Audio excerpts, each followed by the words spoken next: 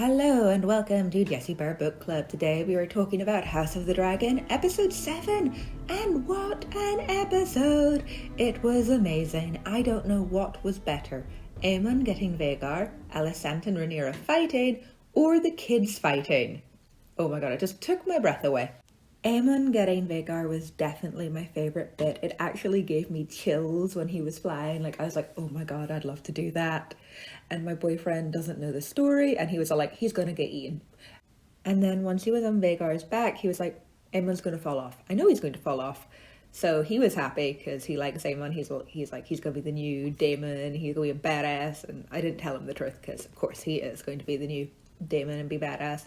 The CGI in that flight scene was amazing. I think it was the best dragon scene we've ever had from Game of Thrones or A Song of Ice and Fire or House of the Dragon. It was so good. So I'm looking forward to what they do when the dragons fight. And I'm so glad Aemond proved himself. No more dragon pig for him.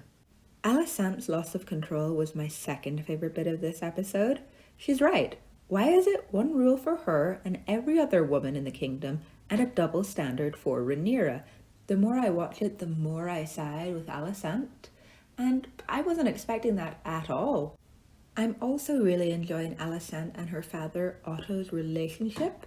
Their plotting was amazing. I love how proud he was of her and how he showed her, saying that she had the tenacity to actually win the Game of Thrones. I know everyone on the internet is hating Alicent at the moment and comparing her to Cersei. The memes are rife. But I have a massive poster of Cersei in my house. I love Cersei. And I actually think at this point I prefer Alicent. She's smarter than Cersei. And I think she's probably a better mother. And she isn't committing incest. I'll just apologise if you keep hearing that weird noise in the background. It's the pipes in my house. I have the heating on because it's winter. And I live in a really old house. Getting around to the kids' fight scene. If you strike a member of the royal family, you will lose the hand that did the striking. This is established law in A Song of Ice and Fire. You see it in Game of Thrones, you see it in Dunk and Egg, you see it in Fire and Blood. It's a thing. But the judgment was so season 1 Game of Thrones, with all the kids just yelling at each other. And I thought Alicent had way more right to be pissed off than Cersei ever did. Joffrey just got some scars. Alicent's son lost an eye. Could you imagine if your child lost an eye at the hands of his nephew? You'd be pretty angry. And maybe she was uncalled for, saying, let's take his eye. But in the spur of the moment, feeling so unjustly wronged, I get it.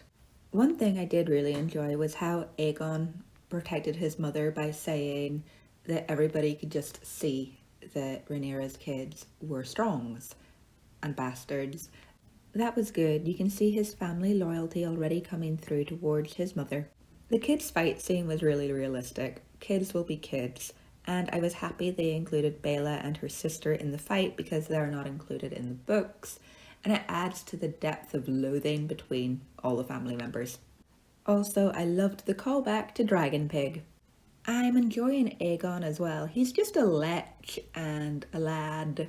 He's just a young guy who wants to have lots of sex and get drunk. And his betrothal to his sister was good.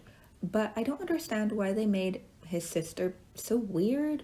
I guess, she's dreaming, she's telling the future, whatever. But she's not like that in the book. I mean, she's quiet and retiring, but she's not that weird. I can't wait to see how this is going to play out with Blood and Cheese, with Helaena having to choose between her children, because I can't see that happening with the Helaena we have at the moment.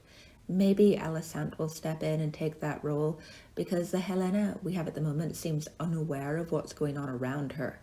Also, the actor playing Aegon looks like an albino version of Finn Wolfhard, Mike from Stranger Things. They're pretty much identical. I'm going to get some photos up and show you. I'm also enjoying Criston Cole and Alicent's relationship as they're getting closer and she's becoming more reliant on him.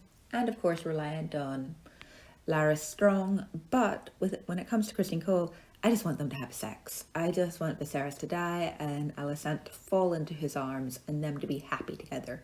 Because she deserves to be happy. I don't care about Criston Cole, but she has been married to that old man since she was 16. She deserves to be happy and to have sex with someone hot. I'm kind of pissed off that Laenor Velaryon is alive and they didn't kill him. Because if they'd killed him, it would have been super Game of Thrones, super cutting edge, super badass of them. And we will do anything to win the Iron Throne and cement our alliance as Targaryens. But no, they let him get away. And I'm annoyed at that because he, as a character, has absolutely no personality, apart from being Rhaenyra's husband. And you know, if you read the book, that one of Rhaenyra's children later on goes missing, they think he's dead, and you just know that it's going to be Laenor turning up with the sun. I thought the episode ended strong with Rhaenyra marrying Daemon. I liked their wedding scene, the way they cut their hands and they cut their lips. I'm liking that Targaryen lore that we're seeing, and it was a good ending. Can't wait to watch the next episode. I hope you enjoyed this review. Remember to subscribe and then you'll get all my little shorts that I'm making where I'm just roasting the characters in House of the Dragon, which is fun. And I've got my other reviews up, got a load of theories about Game of Thrones and the whole universe. So like, comment, subscribe. See you guys next time. Bye!